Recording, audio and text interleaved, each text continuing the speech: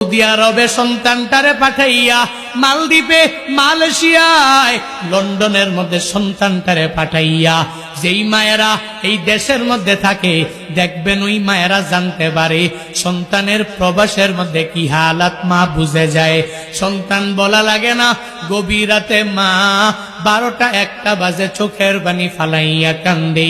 পাশে স্বামী বেচারা জিজ্ঞেস করে, হে আমার স্ত্রী, এত গভীর রাতে তুমি কেন চোখের পানি ফালাইয়া কান্না করো, আমি বুঝলাম না।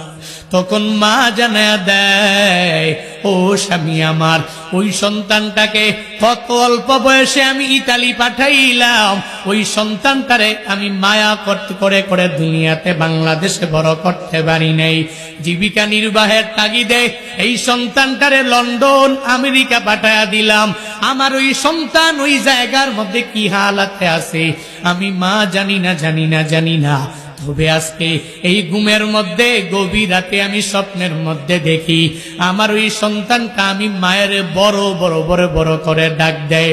আমার মনে হয় আমার এই সন্তানটা মনে হয় বড় বিপদের মধ্যে পড়ে গেল, আমার এই সন্তানটা বড় মুসিবতের মধ্যে পড়ে গেল। স্বামী বেচারা গুরুত্ব দেয় না, স্ত্রীকে বলে, স্ত্রী তুমি ঘুমাইয়া যাও। স্বপ্নে মানুষ কত জিনিস দেখতে পারে, এগুলা বাস্তবের রূপ অনেকগুলাই নেয় না। তখন দুইজনই ঘুমায়া গেল। ফজরের নামাজের পরে হঠাৎ করে রিং বেজে উঠলো। এই মুহূর্তে হোয়াটসঅ্যাপে কল চলে আসলো।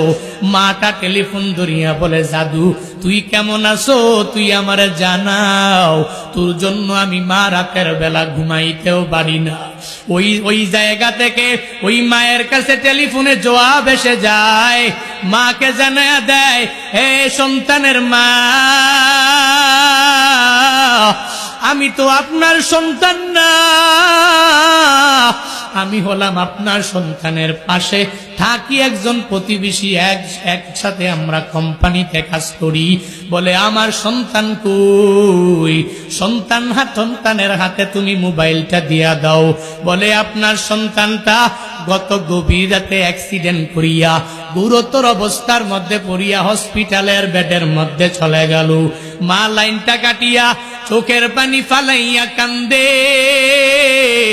আর স্বামী বেচারারে বলে, ও স্বামী আমার, আমি যে গভীর রাতে চোখের পানি ফালাইয়া কান্না করলাম, দেখছেন নি আমার এই সন্তানটা বড় বিপদের মধ্যে পড়ে গেল, মুসিবতে পড়ে গেল। আমি যে স্বপ্নে দেখলাম আমার স্বপ্নটা বাস্তবে রূপ নিয়ে নিল। মা কেমনে জানে, কেমনে বুঝে জানুনি? ওই মায়ের মনের মধ্যে আল্লাহ একটা রাডার ফিট করে দিয়া দিলেন। ওই মা সন্তান কোন সময় কি চায়, কিভাবে চায়, মা এটা ভালো করেই জানে। ছোট্ট সাহাবীটা মায়ের কাছে যাইয়া যখন মারে 3 বার ডাক দেয়, আর মাকে ডাইকা ওই মায়ের কাছে বলা লাগে না, ওই মা এমনিতেই জানা দেয়, সন্তান আমার, তুই আমি মাকে আর বলা লাগবে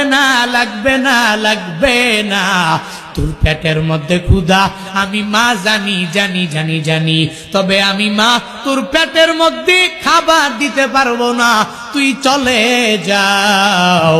ওই নবীর দরবারে যাইয়া মসজিদে নববীর মধ্যে নবীর চেহারা মুবারকের দিকে যদি তাকাইতে পারো, নবীর চেহারা মুবারকের দিকে এক নজর দিয়া যদি তাকাইয়া থাকতে পারো, তোমার পেটের ক্ষুধা অটোমেটিক্যালি নিবারণ হয়ে যাবে।